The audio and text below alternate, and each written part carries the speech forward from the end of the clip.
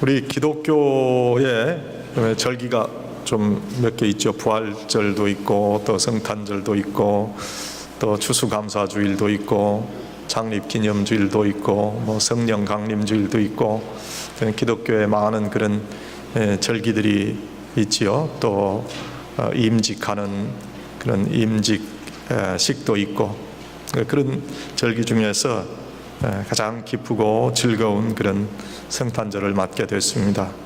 그래서 이 성탄절이 얼마나 기쁜지 제 어릴 때 그때 이 성탄주의를 맞는 그 마음은 가슴이 뛰고, 크리스마스 이 카드만 봐도 좋고 교회에 장식 해놓은 그 크리스마스 트리만 봐도 좋고 뭐 그랬던 기억이 있어요. 그런데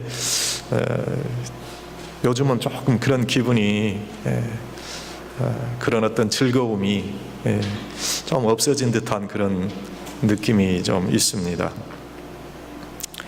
우리 이 성탄절은 절망 가운데 사는 그런 사람들에게 소망과 기쁨이 임한 그런 날입니다. 예수님께서 우리의 구원의 주로 이 땅에 오신 그런 날이다. 근데 이 말씀을 드려도 어떤 분은 이해하는 분도 계시고 어떤 분들은 목사님이 자꾸 저런 얘기를 하는데 무슨 말인가 그렇게 생각하는 분도 혹시 있을 거예요. 구세주가 되셨다 하는 그 말 뜻을 잘못 알아들어요. 우리가 이 땅에 와서 다 사람은 죽습니다. 그렇죠? 그러나 예수님께서 오셔서 이 땅에 죽음을 없애주셨다는 거예요. 우리가 영원히 죽지 않고 영원히 살 수 있는 그런 은혜를 예수님께서 주셨다. 우리가 죽는 것은 물론 육신의 생명이 다해서 죽게 되는 그런 경우도 있지만 우리의 그 영혼이 죄로 인해서 죽는다 하는 거예요. 이건 더 무서운 거거든요. 그런데 예수님께서 그 죄를 없이 해주시고 우리로 영원한 그런 생명을 누리게 해주셔서 우리의 구세주로 오신 예수님의 이 성탄절을 우리가 축하하고 즐거워하는 것이다. Everlasting life라는 거예요. Never die. 우리가 육신은 죽지만 우리의 속사람은 죽지 않는다. 어떻게 죽지 않을 수 있느냐? 예수님의 십자가의 보혈에 의지하면 우리는 죽지 않을 수 있다. 그런데 이 예수님, 우리에게 영원한 생명을 주신 그 예수님이 이 땅에 오시기 전까지는 하나님이 우리의 육신의 눈에 보이지 않으셨거든요. 인간의 죄로 인해서 하나님과 우리가 온전한 그런 관계를 회복할 수 없었기에 하나님께서 친히 인간의 몸을 입으실 수밖에는 우리 인간을 위한 구원의 다른 방법이 없었다는 거예요. 그래서 하나님께서 인간의 몸을 입고 이 땅에 오셨다. 그래서 성탄의 기쁜 소식이에요. 구원의 방법이 없었던 우리에게 구원의 길을 열어주셨으니 성탄이 기쁜 소식이다. 여러분, 기쁜 소식을 기다렸던 그런 때가 있죠. 여러분들 그 기쁜 소식을 기다렸던 때, 그리고 기쁜 소식을 들었을 때 얼마나 좋았습니까? 제 일생에 있어서 그 기쁜 소식을 들었을 때가 언제였는가 좀 생각을 해봅니다. 여러분도 다 그렇겠지만 미국 비자 받았을 때 좀 기뻤어요. 제가 미국에 올 때 그때 1980년 초에는 미국 비자 받기가 정말 하늘의 별 따기였어요. 그 유학하러 간다고 해도 비자를 잘 안 내줬고 미국에 온다고 하는 것은 거의 불가능한 일이었는데 미국 비자를 받았어요. 그때 미국 비자 받고 참 기뻤어요. 또 어떤 기쁜 일이 있었는가? 여러분들도 다 기뻤을 거예요. 그때 또 어떤 기쁜 일이 있었는가? 어떤 기쁜 소식을 들었을 때 기뻤는가? 그 군대 제대할 때 그 제대 명령 떨어질 때 그때 참 좋더라고요. 야, 이제 내가 군대 생활 끝나고 이제 내가 사회로 나가는구나 다시. 그때 아주 좋았어요. 그 다음에 언제 제가 인생에 있어서 기쁜 때가 있었는가 생각을 해보니까 장 목사님하고 지난번에 그 얘기를 우리가 재밌게 했는데, 제가 대전에 한밭중학교를 나왔거든요. 그 한밭중학교에서 대전고등학교 들어가는 시험을 제가 쳤는데, 그때 그 경쟁률이 아마 3.5대 1인가 그랬어요. 그러니까 한 35명 시험 보러 가서 10명 붙고 나머지는 다 떨어지는 거예요. 25명 떨어지는 거예요. 그때 이 전국에서 수험생들이 다 몰려왔는데, 제가 듣기로는 그 울릉도에서도 그때 시험 보러 대전에 와서 그 시험 쳤다 하는 얘기를 하더라고요. 그런데 그때 참 조마조마했어요. 제가 이거 대고를 내가 꼭 들어가야 되는데, 이렇게 들어가야 앞으로 내 인생에 모든 일이 잘 풀려질 텐데, 그렇게 생각하면서요, 그 합격자 발표를 기다리는 거예요. 시험 치고. 네?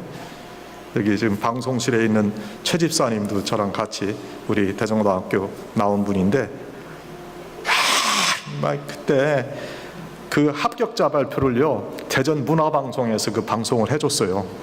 그런데 제 수험번호를 지금도 잊지를 못해요. 1051번이야 1051번인데 몇 번 1000번을 넘어가면 두근 하는 거야. 그런데 가서 1051번 그렇게 부르니까 야, 합격했구나. 그랬지만 얼마나 좋은지 그때 세상을 다 얻은 것 같았어요. 기쁜 소식을 제가 들은 거야. 그런데 우리가 영원히 산다고 하는 그런 기쁜 소식은요, 그 뭐 대전고등학교 합격한 거는 아무런 그 비교도 안 돼. 여러분, 얼마나 귀한 소식인지 몰라요. 그런데 이게 귀한 줄 모르고 우리가 산단 말이에요. 뜻을 모르고 살아요. 내가 왜 예수를 믿고, 예수 믿어서 내가 왜 기쁘고, 내가 왜 세상이 감당할 수 없는 사람이 되는가, 그걸 몰라요. 아무리 얘기를 해줘도 목사님이니까 그렇죠. 여러분한테 그게 피부로 와 닿질 않고 여러분의 체험이 안 되는 거예요. 그런데 그리스도인들은 어떤 사람이냐? 영생을 확신하는 사람이에요. 그리고 하나님께서 나와 함께하는 그런 인생의 체험을 하는 사람들이에요. 두렵지 않은 거예요. 그 대표적인 사람이 바로 사도 바울이라는 사람인데, 이 사람은 예수님을 핍박하는 아주 핍박자의 대표적인 인물이었거든요. 그런데 예수님을 만났어요. 부활하신 예수님을 만났어요. 그리고 이 도가 정말 진리이구나. 그리고 자기의 온 생애를 예수님을 위해서, 영생을 위해서 바쳤어요. 오늘 그래서 기쁘다는 거예요.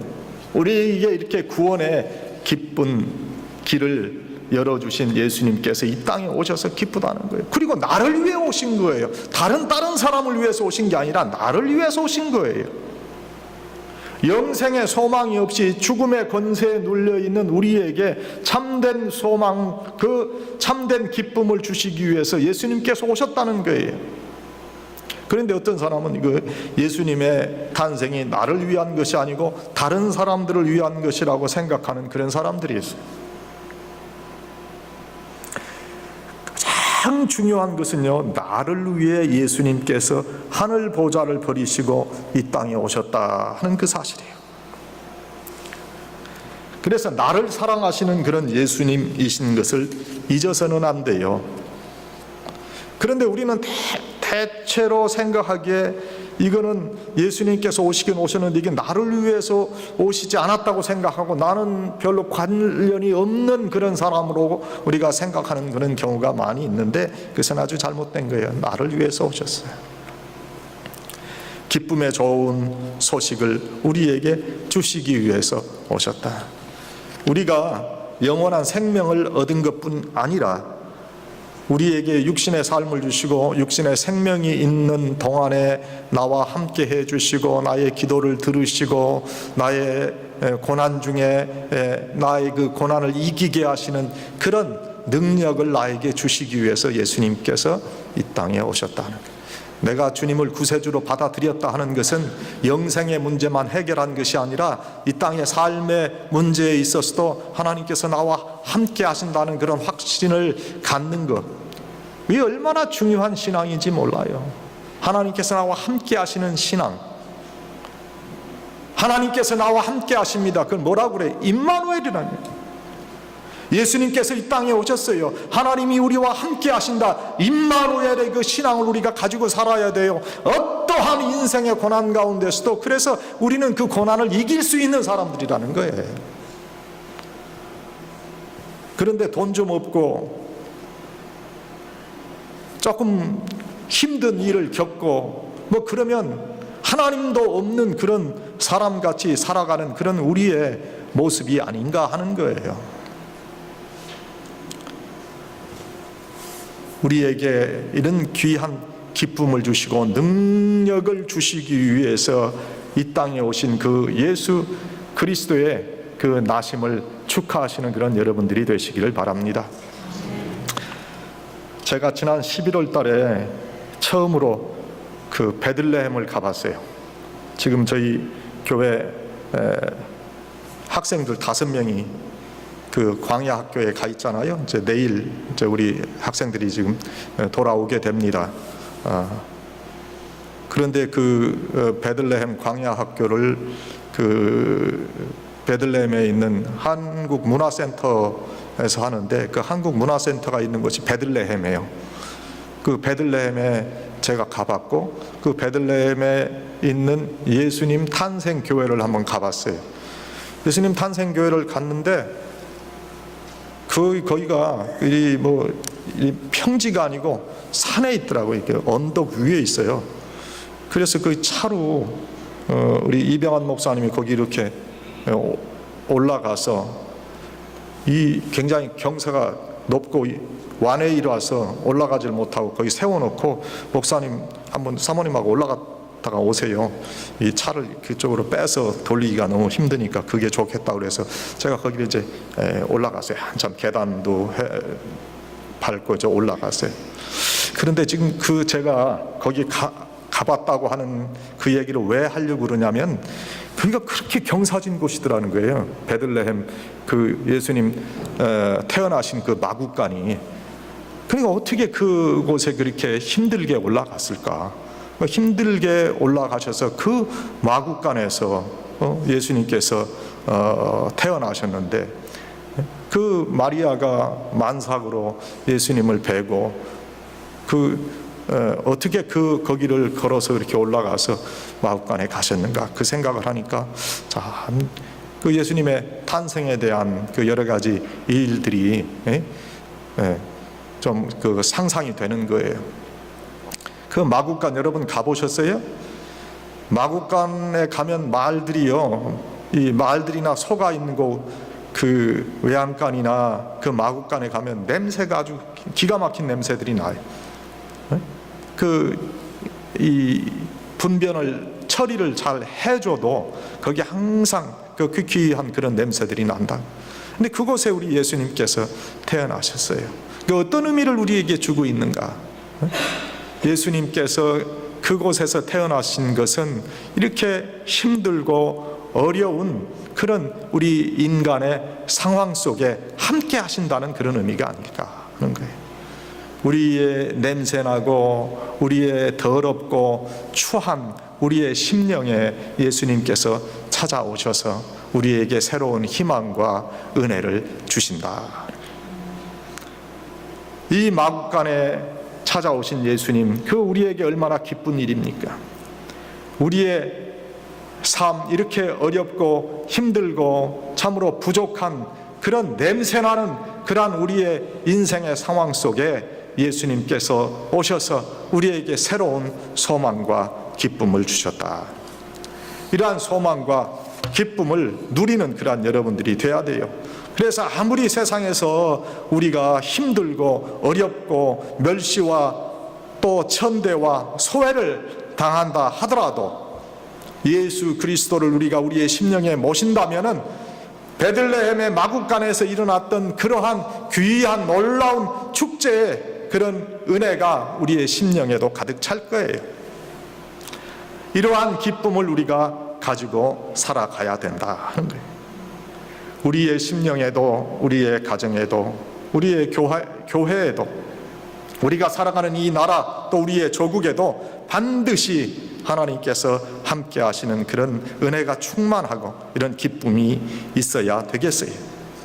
어둡고 냄새나는 우리의 심령에 이 기쁨이 있어야 되겠는데 그것은 우리가 예수 그리스도를 우리의 삶에 모시고 함께 살아가면 이러한 귀한 기쁨을 누릴 수 있다 하는 거예요.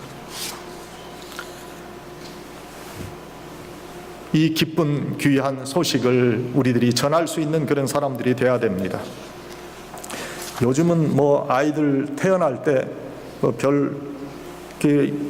옆집에 아이가 태어났나 태어나지 않았나 별로 관심이 요즘은 없지요. 그저 배가 불렀는데 며칠 안 보니까 병원에 가서 아이 낳고 왔구나 그렇게만 생각하는데 제가 이제 어렸을 때 거기는 동네 조그만 일이 다 내 일이야. 그죠? 다 문 열어놓고 서로 이 집에 가서 자고 오고 저 집에 가서 자고 오고 문을 닫는 법이 없어요. 서로 그렇게 살았어요. 제가 대전에 홍도동에 있는 그 부흥주택이라는 데 살았는데 거기 한 10대 그런 집이요. 다 그냥 그 집에 있는 소식을 다 알아. 그냥 아이들이 왔다 갔다 하면서 다 전하고 그래가지고 다 잘 알아요. 그때 어느 집에 어느 임산부가 애를 뵀어요. 애를 뵀는데 저 애가 언제 나나 이제 사람들이 관심이 많았는데 그 집에 사실은 결혼한 지 오래됐는데 애가 없는 거야. 그러니까 애를 많이 기다렸어요.